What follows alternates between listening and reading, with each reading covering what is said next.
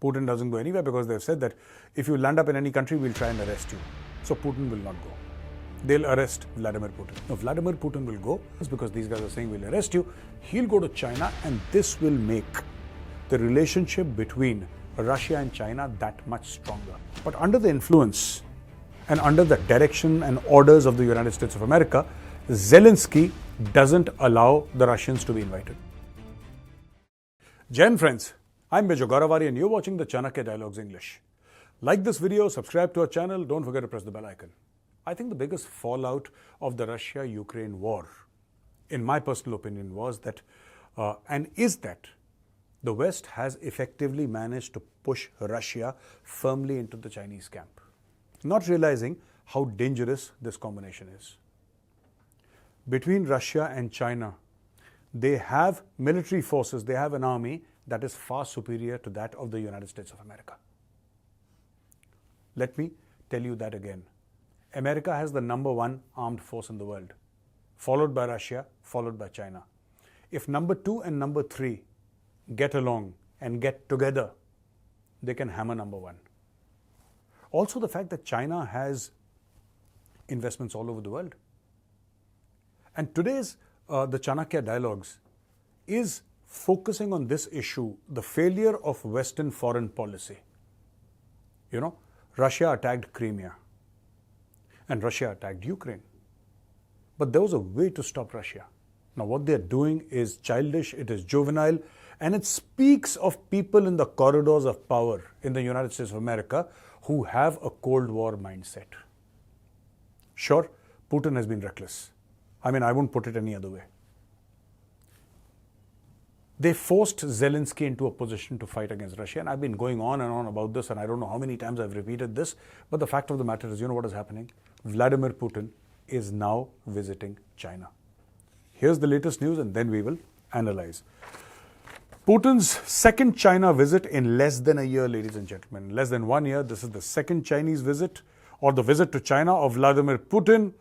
And he is going to be in China on 16th and 17th of May. Otherwise, the Western countries have approached the International Court of Justice, and Putin doesn't go out anywhere. Putin doesn't go anywhere because they've said that if you land up in any country, we'll try and arrest you. So Putin will not go. They'll arrest Vladimir Putin. Again, you see, many countries are now speaking out against American hypocrisy, and I'm not here holding a brief for Vladimir Putin. I'm not doing that. But what Putin has done, America has done 100 times worse. America has done 100 times worse. But there is no accountability because these are the Americans, or these are the people that make the rules here. Look at this. In an interview with the Chinese state news agency Xinhua, published Wednesday ahead of his travel, Putin hailed the great prospects of the country's partnership and their joint efforts to strengthen the sovereignty, protect the territorial integrity and security of our countries. The leaders aim to deepen cooperation. Now listen to this. This is exactly what the West should be afraid of, but West is oblivious to what is happening right under their noses. Industry and high-tech, outer space and peaceful use of nuclear energy, artificial intelligence, renewable energy and other innovative sectors. Now, pressure is of course mounting on Beijing. You see, there is pressure mounting from the West. But is China buckling under pressure? No. Pressure is mounting on Vladimir Putin and Russians. Are the Russians buckling under pressure? No.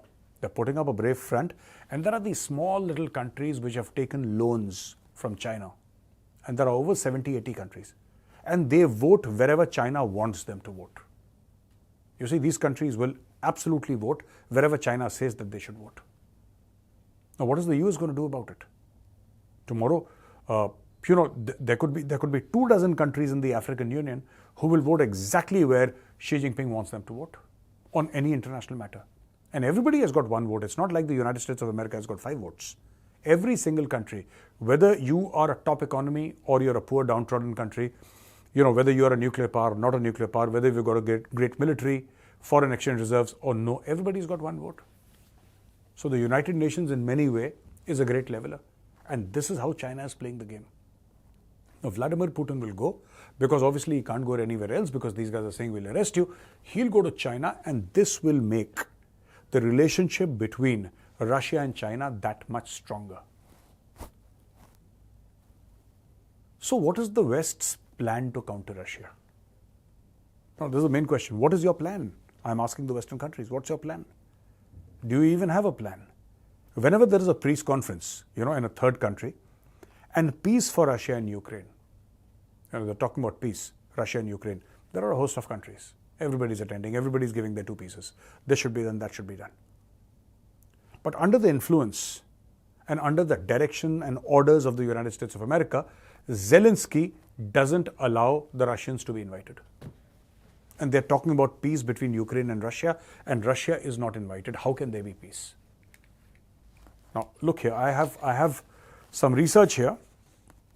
The Ukraine Peace Plan Summit scheduled for 15th, 16th June in Switzerland aims to discuss Ukraine's conditions for settlement with Russia, but it's uncertain who beyond Ukraine Western allies will attend.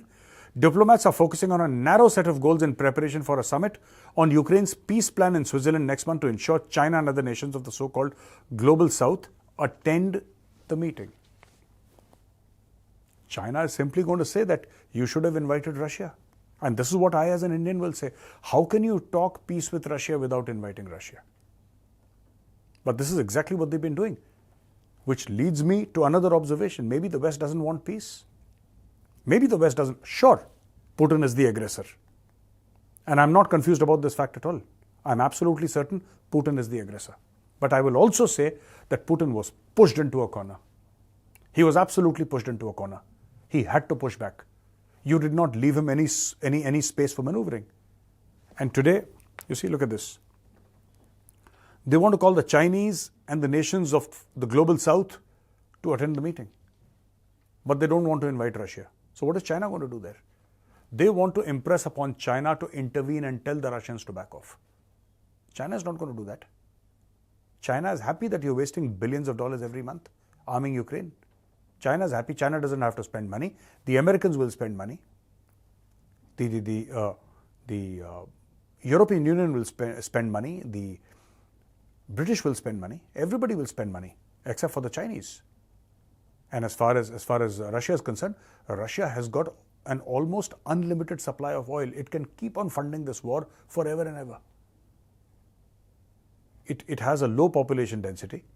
It has huge natural resources. It is the largest country on earth. If you look at the area, Russia does not lack for resources, and they can continue this. Have a very narrow sort of trade corridor with other countries, but yes, they're trading with the Chinese. Whatever they want, they can simply give Chinese the oil and get goods in return. And that is something that is favorable to the Chinese. They'll just give the Chinese oil and say that, okay, here's some oil. You want oil, right? You want energy security. Take our oil and give us our washing machines, our cars, whatever we need. Russia doesn't lack for food. So, now, narrow set of goals to be discussed, including safety on nuclear power plants, grain exports, prisoner exchanges, taboo on the use of nuclear weapons. And this is Olaf Scholz. Olaf Scholz is the Chancellor of Germany. And he's saying over 160 countries invited, but level of attendance beyond Ukraine Western allies remains unclear. They've invited 160 countries, but many countries are not attending because this seems to be a war without end, ladies and gentlemen. There is no end to this war. This is a never-ending war. And there is one thing absolutely clear about the war, right? That the issues that they're focusing on, for example, use of nuclear weapons. Who has nuclear weapons? In this Russia-Ukraine conflict, Ukraine does not have nuclear weapons. Russia has nuclear weapons. So you're saying that we want a situation where Russia does not use nuclear weapons. But then who are you talking to? Because the Russians are not there on the table. The Russians are not there in the conference. And you're worried about the fact that Russia will use nuclear weapons. I don't know what kind of foolishness is this. If you want Russia not to use nuclear weapons, please speak to the Russians. You have to tell the Russians not to use nuclear weapons. You're telling the Ukrainians and half a dozen other countries or a dozen other countries from Africa that Russia should not use nuclear weapons. They're saying China's presence is crucial for the success of the gathering given its influence on Moscow, and efforts are being made to secure the participation of countries from Brazil to South Africa to Indonesia. So this is what they're trying, and German Chancellor Scholz, along with Canadian Prime Minister Justin Trudeau and Polish President Andrzej Duda, they've confirmed their participation in the summit. The summit aims to establish key principles of any peace settlement before involving Russia, discussions on how Russia can be involved in the actual peace process going forward. And they're saying lower level meetings in the past like Doha showed little progress, and doubts raised about achieving consensus beyond a very narrow agenda. But this whole line, this whole line is so silly.